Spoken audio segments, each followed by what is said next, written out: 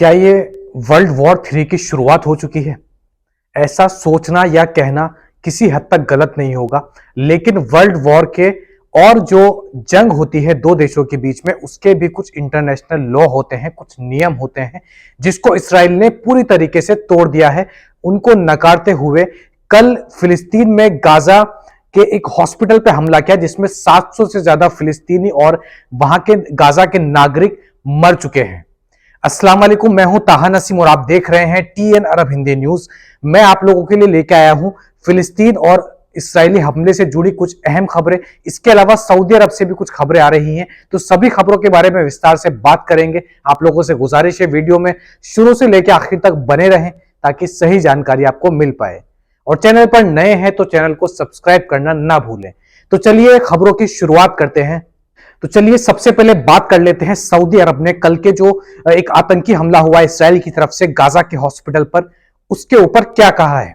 Saudi अरब के साथ साथ यूनाइटेड नेशंस के जनरल सेक्रेटरी ने भी इस हमले को कंडेम करते हुए इसराइल को फिर से वार्निंग दी है। और सऊदी अरब के फॉरेन मिनिस्ट्री ने एक स्टेटमेंट जारी करते हुए कहा है कि ये जो गाजा में अस्पताल के ऊपर हमला किया गया, हालांकि एक क्रिश्चियन अस्पताल था, इसमें जो हमला किया गया है जिसमें लगभग 700 से ज्यादा फिलिस्तीन लोग मारे जा चुके हैं और उनमें अधिकतर जो है बच्चों और औरतों की संख्या शामिल है। यह पूरी तरीके से इंटरनेशनल और ह्यूमैनिटेरियन लॉ को कंप्लीट तरीके से तोड़ चुका है इसराइल। और इतनी वार्निंग देने के बावजूद जो इंटरनेशनल अपील्स इसराइल से की गई थी हमले को रोकने के लिए और दोनों जगहों पर पीस बनाने के लिए, उसको भी ठुकराते हुए इसराइल ने जो ये कदम उठाया है, ये किसी भी तरीके से एक्सेप्टेबल नहीं है।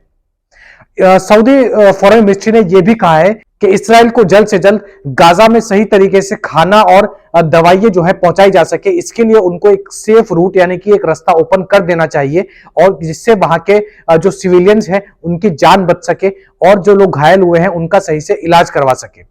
इसके अलावा यूएन के जनरल सेक्रेटरी ने भी कहा है कि इस तरीके के अटैक करने के बाद में आप कुछ भी कहें, इसका कोई मायने नहीं होता।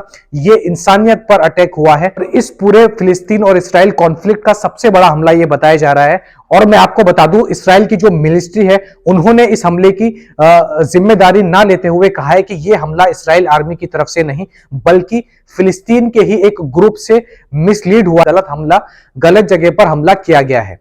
यानी कि उसने पूरी जिम्मेदारी जो है फिलिस्तीन की ही एक ग्रुप पर डाल दी है और कहा है कि इस तरीके का हमला इसराइल आर्मी ने नहीं किया है।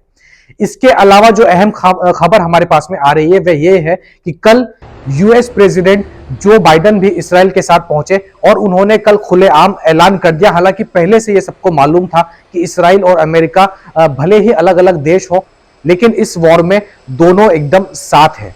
और इस मामले को ओपनली जो है कल जो बाइडेन ने इसराइल के पीएम से बातचीत करते हुए उनको खुलेआम जो है ये कह दिया है कि आप आगे बढ़ो, हम तुम्हारे साथ हैं। किसी भी तरीके की जो इसराइल आर्मी को या इसराइल के सिविलियंस को मदद चाहिए होगी वह अमेरिका उनको देगा।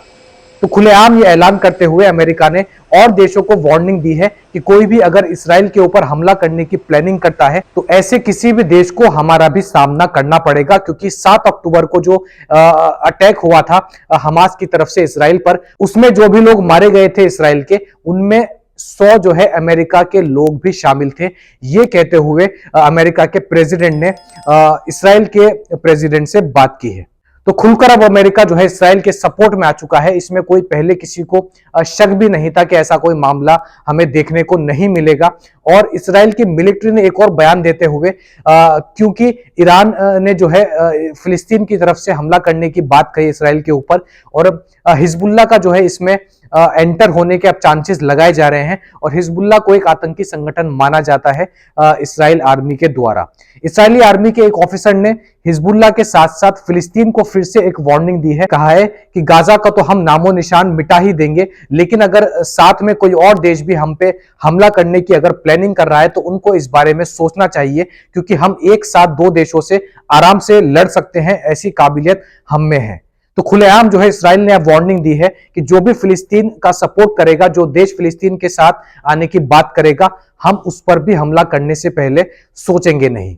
और कल जो हॉस्पिटल पे हमला हुआ उसके बाद जो हमारे पास में आंकड़े निकल कर आ रहे हैं, ये एकदम लेटेस्ट आंकड़े हैं। इसराइल और फिलिस्तीन में कितने लोग घायल हुए और कितने मर चुके हैं उसके नंबर जो है हमारे पास में आई है।